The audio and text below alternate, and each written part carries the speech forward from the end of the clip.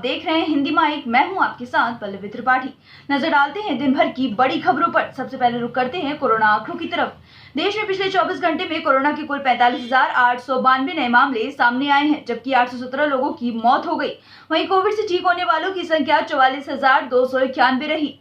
नए आईटी मंत्री अश्विनी वैष्णव का ट्विटर पर बयान, कहा हर हाल में मानना पड़ेगा कानून। देश की सूचना प्रौद्योगिकी यानी आईटी मंत्रालय में नए मंत्री की एंट्री के बावजूद ट्विटर की मुश्किलें शायद कम नहीं होंगी। आईटी मंत्रालय के नए मंत्री अश्विनी वैष्णव ने इंडिया टीवी पर ट्विटर के विवाद को लेकर बयान दिया है। अश्विनी वैष्णव ने कहा कि भारत में जो भी व्यक्ति है या फिर जो भी कंपनी है, उन सभी को देश का कानून मानना होगा। यूपी में ब्लॉक प्रमुख के चुनाव में भारी बवाल। उत्तर प्रदेश में ब्लॉक प्रमुख चुनाव के नामांकन के दौरान सीतापुर, संभल, गोरखपुर और जौनपुर में कोहराम मचा हुआ है। सबसे ज्यादा डराने वाली तस्वीरें यूपी के सीतापुर से सामने आई हैं, जहां बीजेपी निर्दलीय प्रत्याशी के समर्थक आपस में भिड़ गए। दोनों पार्टियों के कार्यकर्ताओं के बीच जमकर हाथापाई भी हुई। इस दौरान जबरदस्त फायरिंग भी हुई, जिससे पूरे इलाके में अफरा तफरी का माहौल है।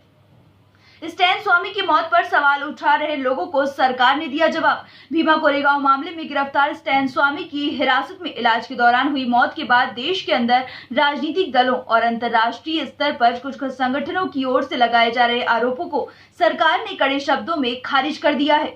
विदेश मंत्रालय के प्रवक्ता अरिंगम बागची ने स्पष्ट किया कि स्टैन स्वामी के ऊपर लगे आरोपों की गंभीरता और सबूत को देखते हुए अदालत ने उन्हें जमानत देने से इनकार कर दिया था।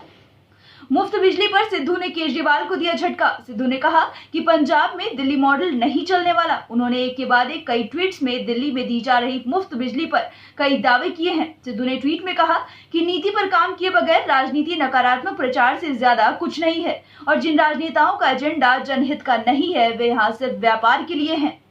मंत्रिमंडल विस्तार के बाद नई कैबिनेट के साथ पीएम मोदी की पहली बैठक। शाम 5 बजे मोदी सरकार की नई कैबिनेट की बैठक शुरू हो गई है। माना जा रहा है कि बैठक में कुछ अहम फैसले लिए जा सकते हैं। 7वें वेतन आयोग के दिशा निर्देशों के अनुसार सरकारी कर्मचारियों का महंगाई भत्ता और डीआर का लाभ आज कैबिनेट बैठक में बहाल किया जा सकता है।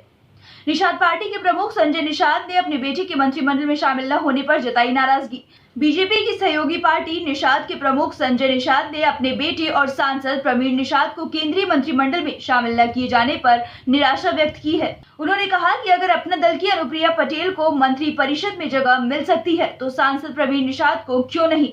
उनका कहना है कि मेरे बेटे को मंत्री नहीं बनाया तो यूपी चुनाव में बीजेपी को भुगतना होगा। ज्यादा संक्रमण दर वाले 8 राज्यों को केंद्र का निर्देश। केंद्रीय स्वास्थ्य सचिव राजेश भूषण ने इन राज्यों को खत लिखा है। उन्होंने राज्यों से अपील की है कि कोरोना के खिलाफ न सिर्फ एक्शन तेज किए जाएं, बल्कि इनसे संबंधित जानकारी भी केंद्र से शेयर की जाए। जिन राज्यों में कोरोना के केसेस ज्यादा हैं, उनमें अरुणाचल प्रदेश, मणिपुर, केरल, असम, मेघालय, उड़ीसा, त्रिपुरा और सिक्किम का नाम शामिल है।